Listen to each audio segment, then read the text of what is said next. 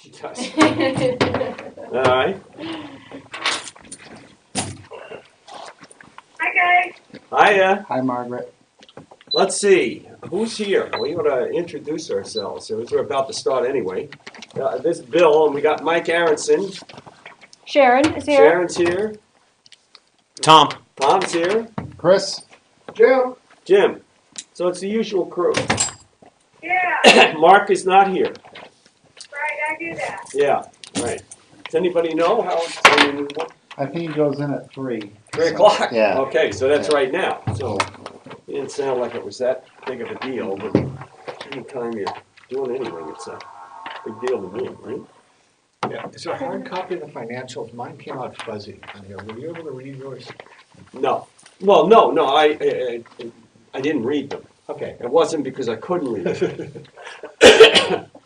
I have my copy. All right, it's just, maybe I can use it for reference when we get to it. Absolutely. Okay, we're going to call the regular selectmen's meeting of today, September 24th, a day early, to order at 3 p.m. And I am going to go, we really don't have any visitors here, so there will be no privilege of the floor. Approval of the minutes of the meeting of September 11th.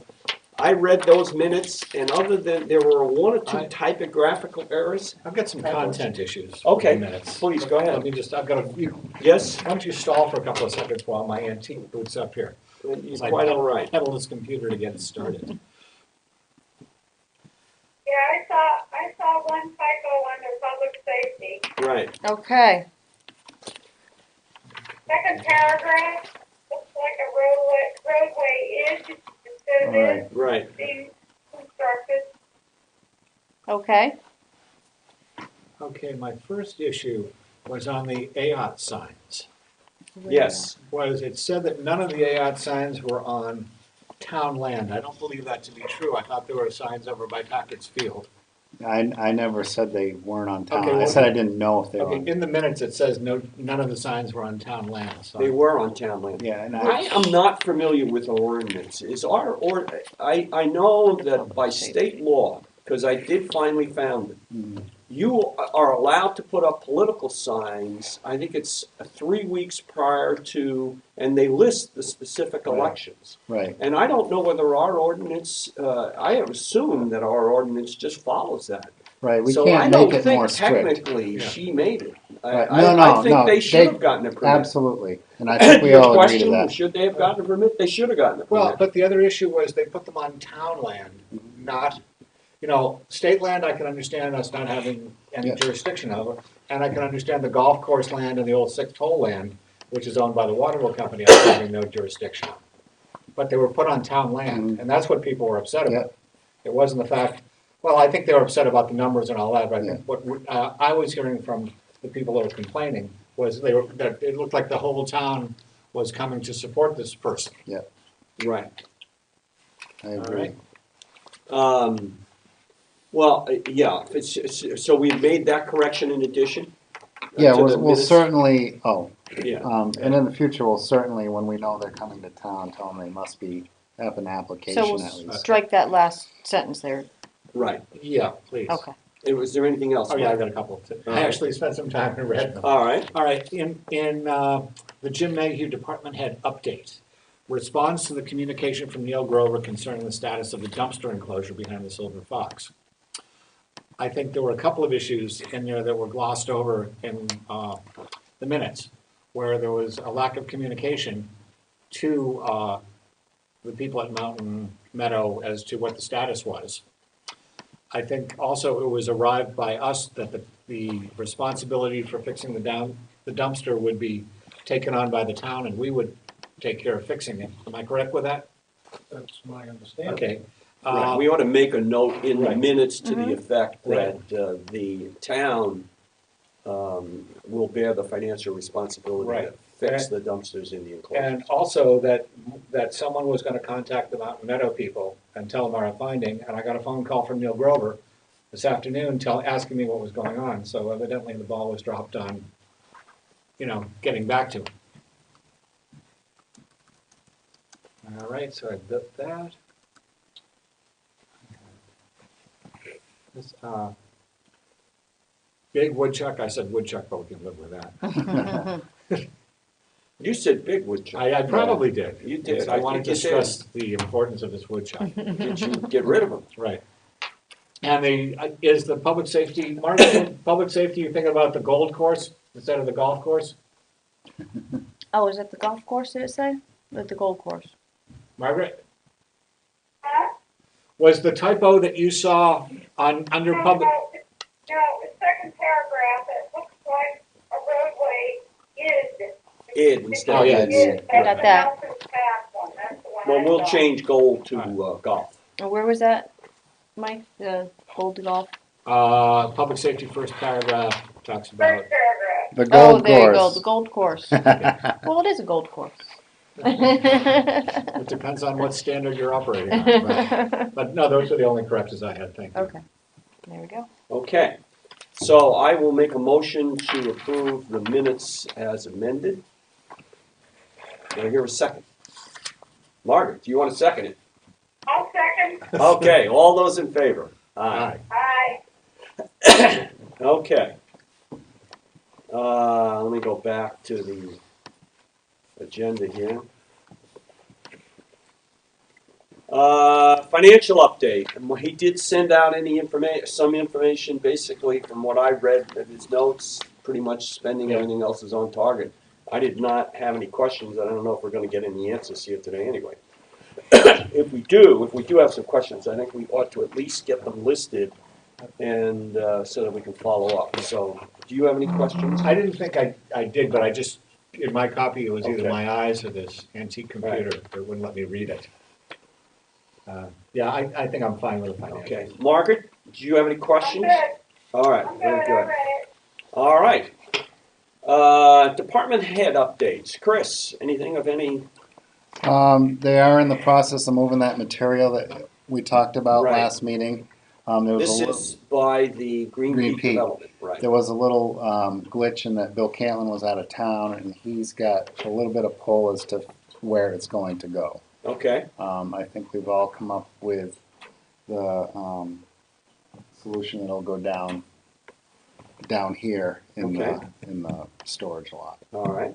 And is that his storage lot? Yeah, the one he leases to Okay. Gadios. And that's the last I And Chris, heard.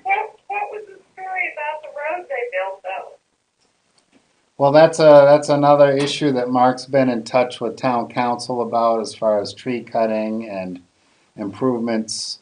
Okay. Before there, and it sounds like, and Bill, correct me if I'm wrong, it sounds like there isn't much we can do about it. Well, there's a bit of a catch-22. The way we have regulations that essentially say before you do anything, you're supposed to come and get approval. But there's a state regulation, and the state regulation says you can't as I understand it, you can't pass a rule that prohibits someone from harvesting timber on their own property. Okay. And the state rules would generally trump our rules. Although I'm still not 100% sure. I think there are ways to word things that you can require people, even you can create zones that essentially are in order to even harvest timber or to cut view lines or things like that, you'd have to get prior approval to do it. So we're going to take some more time and we'll take a look at what some other towns have done. Right now, I don't think he's done anything to violate our ordinances as long as he didn't install any of that material. Or he's using it as a, Well, he can't use it as a storage site, but moving dirt and harvesting trees apparently is like the right to carry a gun. You know, so it's just one of those things that the state grants you, and but there are limits to it. But I think you have to be careful as to how you're going to word it. You can't make it a general limit. For instance, I know that the town of Holderness does limit it when it's within a couple of 100 feet of shorelines and stuff like that. They have regulations that say you can't just go in and cut trees. So Right. we'll see. Well, right now he's fine. We'll take a look to see whether there's anything we need to do in addition to what we have. But I think the planning board will probably take a look at that. Did his application get approved at the planning board? I'm just curious. The what? The application, didn't he put in an application? He for the withdrew second it. phase? He did, but then he withdrew it. Oh, And as I understand it now, his intention is to resubmit it in the spring. No, there's okay. some issues came up with the way they put the application together that made it very cumbersome, and so I think they're back rethinking about how to apply for this thing. So and I don't think they have any plans to build anything this fall. So so it's on hold again. Yeah, okay.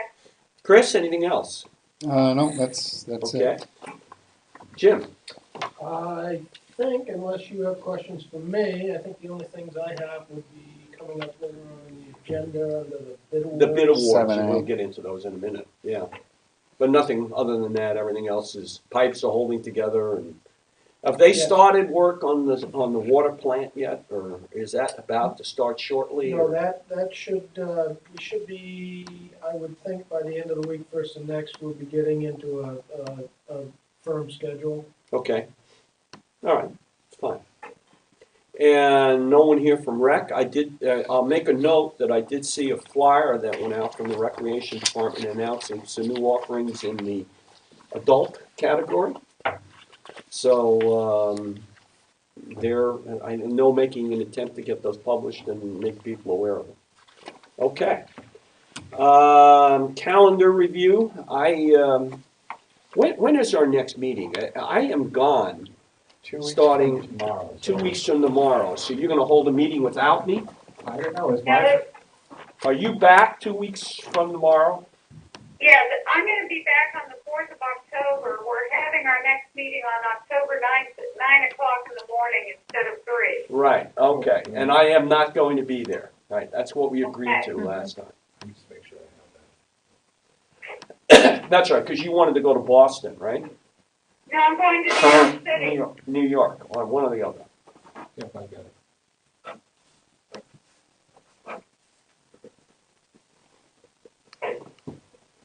Okay. All right, we'll go to new business, bid awards. Let's start first with the water meter pit installation. I did sit down with Mark yesterday afternoon and went over these, and let me see if I can give you, we only had one bidder on water pit installation, that was Dana, right, bid on it. No, I think didn't we have 2 bids on the water? One.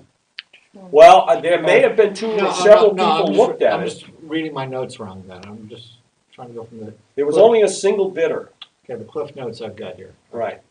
There was a single bidder, Dana White, right, Yeah. bid Right. on the water meter pit.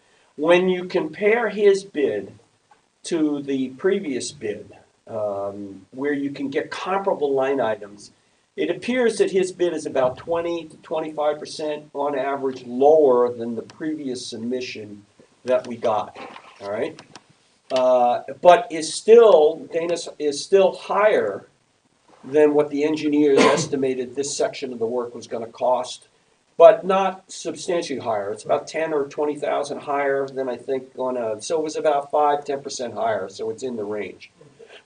Apparently they talked to, I guess I'm not sure who, but either Mark or the engineers talked to Rural Development.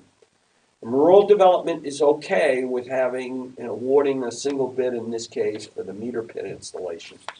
So that's the status of that one at this point in time. Pretty much budget-wise, again, we'd have to wait for Mark to really go into this because it's in the fuzzy budget. They think that budget-wise, they're still within the range of where they need to be. The big unknown in all of this is what the cost is going to be of the new water treatment plant, that's going down on the river. That's still question, that's the thing that's going to make or break to the extent that we go over or under this thing. But we're not going to know that until next spring. So Mark is yeah, go ahead. Is Mark off? I think Mark also said in his memo to us that once we sign a contract with Dana, that there's going to be an immediate adjustment downward further in the price Right. because they're digging less pits or something like Right. that. They adjusted it Reduced it. because he over. So all in, Dana ends up coming in within the budget Right. once that happens. Right. Well, that was the question, Okay. the question I had. Is he over 20,000 at the 264, or is he over 20,000, is he over even more at the 298? Well, he's going from 298 to 264. Right, but is he 20 over at the 264? I think he's 20 over at the 264 compared to what the engineers estimate. Right, so he was actually over by about 50 grand on the whole thing, before the adjustment down. The adjustment down was due Um, to an less increase in the units. number of. No, I've got that Scope in front of of me. requirements. Now, let me ask a dumb question here. Right. Did anyone go to Dana White and go, listen, you're in at this, we need it to be this? Yes, And what did he say? yes. There are some economies that can be done. For example, if we can, and this is already, the discussion has already taken place between Dana and Joe Duchamp of CMA Engineers. There can be a significant savings if, in fact, Dana does not install the blanks that are needed. And then, What's a if he- what's a if he blank? the blank is he would go ahead and cut the pipe, install a blank where the future water meter would go, okay? I still If don't we- understand what a blank is. A patch. A patch, Okay, okay? And what the blank is that it's a piece of pipe that would be installed so that it can receive the water meter. It would be taken out and then literally discarded afterwards. so placeholder. It's a placeholder, Okay. exactly, better word.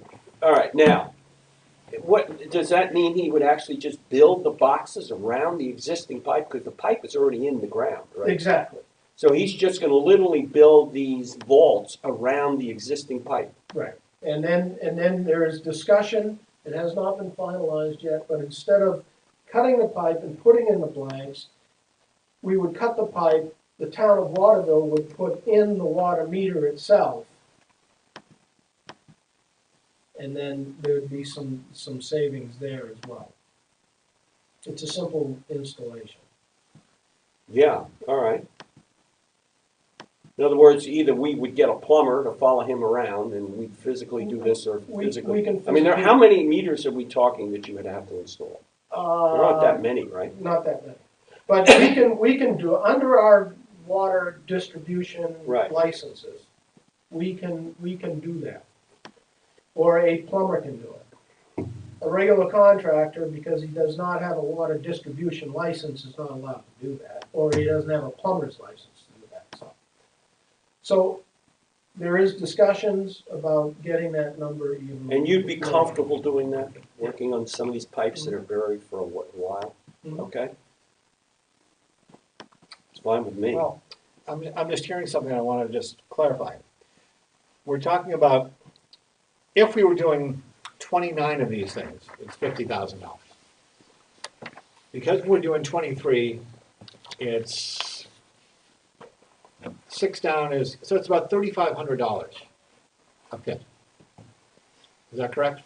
I don't have the bid in front of me, so Well- it depends on what size the meter is. I'm just figuring you're reducing from 29 to 23, which is 6 units, and it saves $20,000. Okay. So it's roughly $3,300 or something like that.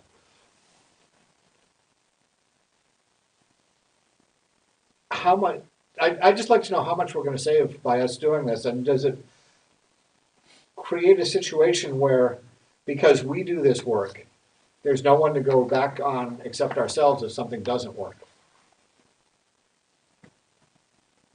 Meaning that if we might open a can of worms by doing the work ourselves, is what I'm saying. If something breaks or something comes, do you follow what I'm saying? Mhm. It's the Murphy's Law thing kicks in. We would, exactly.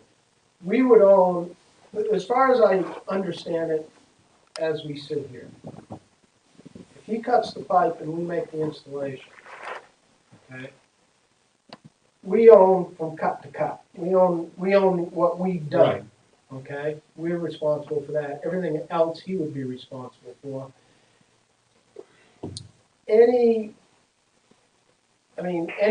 disturbances, if we dug up a 2-inch water service to a condo building and found that it was full of holes and full of leaks, Right. It's our pipe, obviously. isn't it? It's the town's pipe. No, Oh, really? Who owns these pipes now? the service pipes are owned by the individual buildings. So we only own basically to the road. We own down to 4-inch, and we would, if there's a gate valve that service comes out of, we own the gate valve and nothing Right. else. Right. Yeah, the concern that I have is just, I know this from screwing up things on my own. Mm-hmm. Thinking I'm putting a hole in like this for the pipe to go like this straight through, and it's gone in just a tiny hair off, and then the pipe doesn't go right. I'm just wondering how much we're gonna save on this by us assuming the liability or having the same person do it. That's just, like, how much more can we save by us doing this is my question. Well, that's why we're discussing it with Dana, to see Yeah. exactly what it is that we can save and to weigh the pros and cons. I assume that Dana, what he has to do is literally go hire a licensed plumber or somebody? If he was to install the meters, Right, yes. right. And/or a licensed, a New Hampshire licensed water distribution person. It seems silly to cut the pipe, to put a blank in, for someone to come back at some time later, open up the top of these pits, go in, take the blank out, and put the meter in. I mean, if you're gonna do it, Yeah, you might as well put the meter in. I would agree with you that, and he's probably not qualified or licensed to install the meter itself. Right. Yeah. So that's a part of his bid, paying someone to actually put the meters in for the No. 26 No, meters. he No. it was That was designed not that he part was of gonna this put the bid. blank in. Okay. Then the next contract was Okay. somebody coming in and actually physically installing the meters. So what we're gonna do is put the meters in well, anyway, that's what you're, Until, obviously, he's gonna get X amount done by the time he has to shut down this winter. So if he did 1 or 2 a day, he would be going quite well. yeah. If he got 2 in a day, he'd be doing really well. And what's the advantage of getting these pits dug now instead of in the spring where we can do the whole installation? The whole installation for all of the meter, we would just get a jump on things. And then there would probably be fewer if we got a dozen done, and I'm just picking a dozen, if we got a dozen done, then it'd be a dozen fewer that we'd have to bid out come January. I think that one of the issues and why, even though it's late, that I would advocate that I think we should be trying to get this done, is we're running out of time to get all this work done. If we don't get this work done next year, we lose these grants from, Exactly. and we've already run into a problem. The only reason why Dana and some of the other guys didn't bid on the water line installation project is because they're limited in terms of their bonding capacity as to how many of these projects they can take on simultaneously. So he can't even bid on the next one because he bid on this one. So I think it would be in our interest to try to see if we could get this done. Now, he's pretty reliable, right? Yes. Yes, we have a unique situation. Some of our jobs are not large enough to attract the larger contractors with a bigger bonding capacity. They're bonding, right, capacity. So therefore, if we get these smaller contractors, Right, they have to wait to see if they've got this because their bond is tied up on a bid right. that they may or may not have gotten before they can go on and, so it's they're always rolling over their bonding capacity. If we make, can we go ahead and award this contract to Dana, subject to a review at the next meeting of where we could discuss further this issue of what are we going to install, meters, blanks, who's going to do it, and what the best route to get that done is? You could, or you could award it to Dana and with the directive that, the town manager and the director of public works works with CMA and the contractor to do the best, Yeah. to come up with the best solution. Sure. Mike? It's getting more and more cloudy to me the more. Margaret, any thoughts? No, I think that I do feel a sense of urgency of getting started on it for the reason that Bill said, that, if we don't get started and get this thing going, we may not get some of our rural development money. And I think Dana is a reliable guy. He came in lower than the last person who, did something. So I think we ought to get started, and I think the way Jim expressed it is the way to go. That All right, that works. usually what we do is award these bids, and then, we just take direct, look for ways that you can make it come in lower. That works for me. Okay. I'm going to make a motion that we go ahead and approve the bid of Dana White, and you'll have to look up the dollar amount that we approve, right? To install the water meter pits. And we are authorizing the town manager, CMA engineers, Dana White and Jim Mayhew, to discuss the most practical as well as economic way to handle the issue of meter and/or blank installations in the water lines. So we'll give them the authority to come up with their best solution. I'll second that. All right, all those in favor? Aye. Aye. Aye. The other bid we got, it was on the beginning work on the well. And again, we only got a single bid. One of the reasons Mark tells me we only got a single bid is there were two other contractors that would have bid on it, except that they don't have bonding authority. One of Dana would have probably bid on it, but he doesn't have the authority to take on that much work. And I guess Johnson also would have bid on it. But they're committed to some other project in this area. I don't know what they're doing, but anyway, but they don't have the bonding authority, so they didn't bid on this.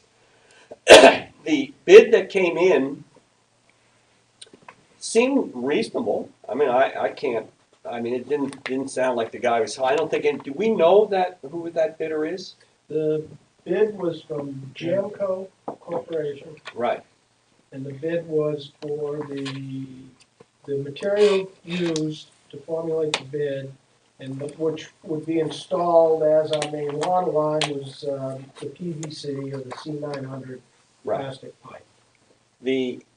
I understand that CMA has discussed this with with rural development. Rural development is recommending, since it's a single bid, that we turn this down and that we rebid it in the spring.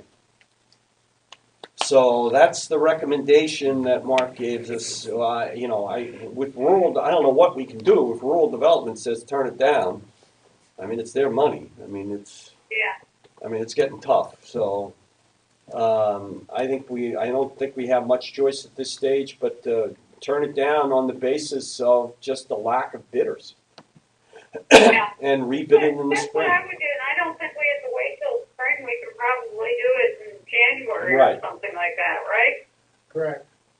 I would hope so, because one of these things is we seem to always wait till the end of the year to bid these things when we should be trying to Couldn't bid we them put a right. bid out for this next month? Going for a spring delivery and get someone committed who has the bonding authority before they use their bond up, and we wind up in the same kind of situation in the spring? I think we want to make sure that some of the folks that I assume this is the way to go, that we need some more information. We're trying to get multiple people to bid on this, Right. and if they're limited because of projects they have right now, Right. is there some way of knowing when those projects finish so they won't have that limitation on them anymore and they'll be able to bid? Or if we put this bid out now, Margaret, they would know that this project starts in the spring because it can't be started once the ground freezes. Yes, but I think we're better off to wait until after the first of the year I think we'd be in a better position. Well, They're not, Yeah, they like, couldn't, they'll be in a new business year or something, right? Right. But I don't think that's gonna affect anything, because I think anyone who's gonna entertain this project is gonna try to book their spring ahead. It's kinda like trying to get the best, room for your vacation by taking care of it early, because I would hate to see us come out with this bid in January and have these guys go, yeah, we're done, but we can't get to you till August or September. Yeah, And then all of Yeah. a sudden September becomes, and we're not done by our deadline. I think That's it's, the I think it's a concern I have. legitimate concern, and so The we ought to, and we need to, we've got time here, if we turn this down, we need to talk to Mark and yourself about what's the appropriate time to let this go. Mark was, I'm not sure he ever said it, and I don't want to put words in his mouth, he thought that both Dana and the Johnsons would bid on this, if we released it, in January or February. Because you can't begin the physical work anyway until probably April. Right. I mean, it's the earliest, you gotta wait for the Right. snow to go out, right? Well, you have to wait for the frost to get out. Yeah, you gotta wait for the frost to get out. But the feeling, I don't know where they came up with this, that if they started even in April, they'd be done by the 4th of July. They'd be out of there. Because there's a concern about tearing these, that trail up. I'm not sure I have that much of a concern about Oh, losing well, one I trail don't. up there. I don't really either, because we have the opportunity to detour Yeah, people around the disturbed area, so. I think what we probably ought to do is you probably ought to take the vote to not accept the bid. Yeah. And to go and rebid, and then we should take up the discussion about the timing. all right. I'm gonna make a motion that we're going to reject the single bid. Right? All right. So I hear a second, Margaret? All those in yeah, favor? second, All right. All those in favor? aye. Aye. All right. Now, when we need to make a follow-up note, at the next meeting, we want Mark and Jim to come back and And let's talk to discuss Joe Ducharme as the well about that. sequence of timing in terms of when's the best time to let this bid go, to make sure that we have, that we ensure our best chance of getting more bidders on it. Because aren't we gonna run into a bunch of other permitting issues for once they wanna start excavating out there, because we're in the proximity to the river and the forest land and everything else? No, that's all taken care of. I think they've got all the permits. All right, just All the wanna all But the it's permits, relevant permits are in It's place. a valid question, Yeah. because who knows Yeah. whether the Yeah. permits lapse on December 15th or something, That's or, correct. so when you're dealing with all these folks. Okay, anything else on the two bid installation things? Somebody, Margaret Turner, is requesting a sign. I know, I'm going sign crazy. Yeah, right. Well, I hope this doesn't indicate that you're running for office. No. Okay. All right, so, can I express a concern over this? of course, Okay, Yeah, and it's just something, I think we need a comprehensive sign policy, that we can start looking into, going forward. Because what you're asking for is you want a sign outside an individual residence by an individual person, not a real estate, company, right, with an indefinite beginning and an indefinite ending. except that it's only gonna be up sporadically, it isn't gonna be up constantly. No, I understand that, but it's, Right. the concern that I would have, it's the same kind of concern that I had when we talked about not having a sign policy and allowing Roper Real Estate to put that sign on 49. Right, Where do we want to get into a thing where if anybody wants to sell their house or sell their condominium, could people actually put signs on the Golden Eagle yard saying unit for sale?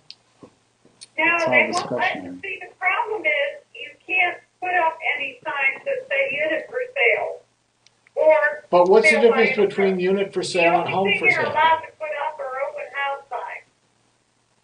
And the idea is, you can put them up, but then they come down when the open house is no longer there, so, No, I understand the point of having the open house, but it could be done at the Golden Eagle. They could put open house Unit 212, Unit 456, Unit 429. I would imagine their own condo documents Well, prevent that. I don't know, I just think that we need to look as a town into going forward with the whole signage Right. issue, because once we set the precedent for one, Well, Margaret, your statement, there, I caught me a little, you're saying I have not read the regulations here. You are not allowed to put up a sign that says, this home is for sale? That's correct. Oh, okay, And the real estate agents can't do it either. all right. yeah, it's, So, and not only can you not put up a sign like at your driveway where people can see it, right, but you can't put it up at the window of your home or outside Right. your home Right. where if somebody happened to come in the driveway, they would see it. right, no, I understand this, the question I really have is that the realtors every week are putting open house signs up all over the valley. And, Right. and, And I think they have some kind of blanket approval for that. yeah, Yeah. all right, But I think the reason that goes through and that ends up being okay is that they're very temporary in nature. They go up and they're there for a few hours.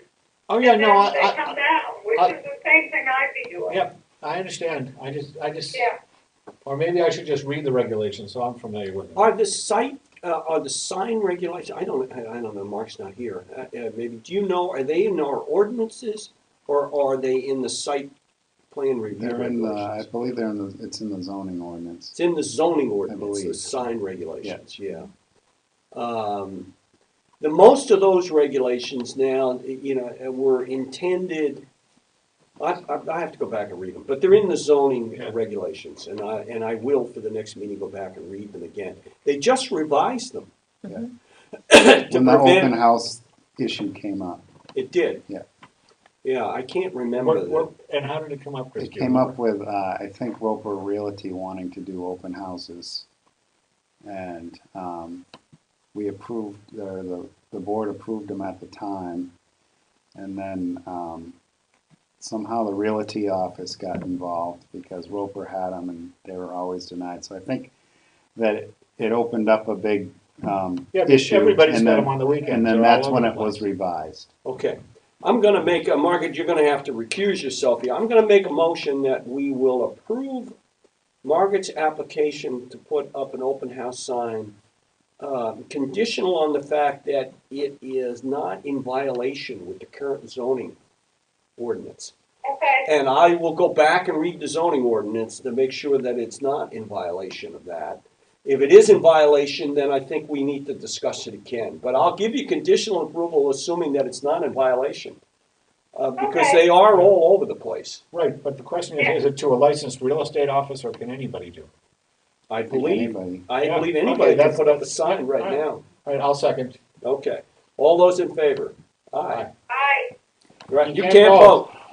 I'm sorry I have to recuse myself. Yeah. We did it for you. All right, any old business, privilege of the floor, boards, concerns, and directives? Any issues you'd like to bring up? I can give you an update on the triathlon meeting. Oh, I appreciate that, please, go ahead. We had a meeting at Town Hall with Mark Walter of Sun Sports. We had a great meeting. He's been in the valley, loves the facility. Spent some time here. I had dinner with him that night. We went over a lot more stuff. And as a result, I've met with the lodging group and put out to them as far as what the lodging group can do to assist in getting this thing here. It would be the first weekend in August of 2014. And he sent me an email today telling me he would send a proposal and a list of questions. All right, He produces 4 or 5 well-attended events a year. He's been doing this for a while. Seems like a very nice guy. And hopefully we'll put together an event. And part of the event that makes it kind of neat, it is off-road bicycling instead of on-road bicycling. Or as well as, it's a multi-day event with multi-family gear Yeah. things. good. One of the other benefits that would come to the valley from working with this is I believe we're going to have access to his mailing lists And one of the things that I mentioned to the lodge, and I spoke with Mark a little bit about, is that we would try to make this place a training area for triathletes and try to sell packages to triathletes to come up and train in those off seasons when we have nothing going on. Because we have the indoor pool as well as Corcoran's Pond. And it's the perfect destination for this kind of thing. So keep your fingers, toes, and anything else crossed. And let's see if this can come together. Okay. Let me just fill you on one of the other things. I had a discussion the other day with Bill Camlin. He called me. I think he has also talked to Mark. And what Bill told me is that the Waterville Company has been working with some resort land developer, some development company that does land planning or in that scale. And they've asked them to take a look at their remaining properties that are in the floor of the valley and what needs to be done. And they would like to come and have a meeting that would involve both the planning board as well as the Board of Selectmen. And it would be basically a joint working session to discuss primarily some of their land development concepts and to also explore a little bit about issues relative to zoning in C1 as well as some site plan review regulations. And I don't know anything about it beyond that, other than what Mark and I thought the best thing to do was to try to schedule a workshop. A workshop would be a public meeting, but the nature of a workshop meeting would be that we can, depending on the circumstances, it's not a public input meeting. So they're invited to come and observe. They're not necessarily invited to come and participate. And so we're going to go ahead and try to set this up within, who knows, sometime between now and the end of the year. And he'll fill us in on what they're doing. Other than that, I know nothing. I mean, about what they're thinking. Looking for money from the town? I did not get the impression he is. I think they're probably looking for some flexibility regarding some of the zoning restrictions in C1. That would be my guess, if there's anything. And particularly when you get into parking and some of these regulations, we have some pretty tight, we have some rules. And I'm gathering they're trying to find out what flexibility, or at least point out some of the potential problems. But apparently the people who have been working on this do this kind of work. They basically do developments of towns and resort communities. So it seems like a worthwhile discussion. Go ahead and do that. I had one other follow-up. I believe a while ago, Mark was going to send out to the gentleman in the house that is in a state of disrepair, and he did contact them, and they were to submit back to us a landscape development plan of some type. Did we ever hear from them I don't think we again? did. I think the only thing we heard was we were kind of surprised to hear that they were on board and willing to work with us. Right. But I think that was the end of it. I don't think we When we heard get a anymore. follow-up at the next selectmen's meeting, I want to bring it back up. What's the status? Have they submitted anything? What was the time frame they were supposed to do it in? So that we don't just lose track of it. Anything else? Margaret, you have anything you'd like to? Yeah, Chris, I haven't asked in a while, so have the feds told us anything about what's going on with the Stone Property Management case? They have not. They have not. There's still movement, and with the FBI coming in and Lori Horton coming in and getting documents, and they've been working closely with Courtney Stone to assess the actual losses that were incurred. So they're still working on that part of it. And so they're coming up on almost a year. Yep. Next month. Is there actually, Chris, you would maybe know or not know, a statute of limitations if they don't charge them within a certain period of time? There is a statute of limitations, and But they're it's like certainly 6-7 years. Yeah, right? they're certainly aware of that, and Yeah. they're paying attention to that, I'm sure. Yeah. Yeah. Well, why am I not surprised? Yeah. And likewise, have you heard anything at all relative to the supposed contract on the sale of Stone Property Management? Nothing. As far as I know, it's still just tied up in the bankruptcy. Proceedings, Proceedings. waiting for judges to Yeah. decide. Okay. Margaret, anything else? No, All right, Mike? Anything else from the floor here? No? All right. We're going to close the selectmen's meeting at 3:45. Thank you I sure do. for attending. Right. Enjoy your travels, Yeah, enjoy Margaret. your travels, Margaret.